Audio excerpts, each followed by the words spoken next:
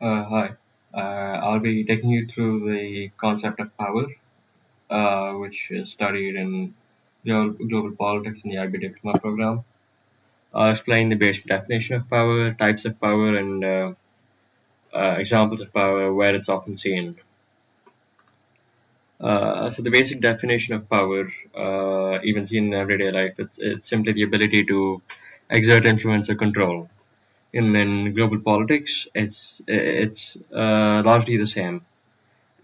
Just the ability of a global actor or a nation to influence the actions of another.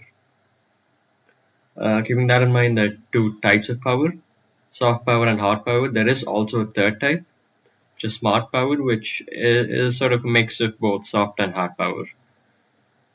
So soft power, it aims to use positive attraction and persuasion to achieve foreign policy objectives. Essentially, meaning which basically means that diplomacy is the with soft power. You often see that agreements are made where both parties involved, or however many parties there are, get at least a small bite of the benefits that the bigger nations do. In contrast to soft power, there's hard power, which often leads to military intervention. It's the use of military and economic means to influence behavior or interest of political bodies. And economic means is the implication of sanctions, like the economic sanctions put on Russian President Vladimir Putin just after the start of the Ukraine-Russia war in February 2022. So just a few examples of hard and soft power. Soft power, basic governance, international relations, and diplomacy. They're the two pillars of soft power. And business and trade, where parties involved often reach agreements through diplomacy, through the spread of word, rather than through threats. And for hard power, the use of military,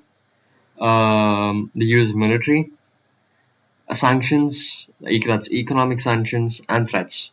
The use of military, a good example of that is American military intervention in Iraq and Afghanistan. In Iraq, Saddam Hussein was given 48 hours to leave Iraq, which didn't happen and led to an invasion. That's the use of hard power, which is a threat. That's all. That's it for this lesson.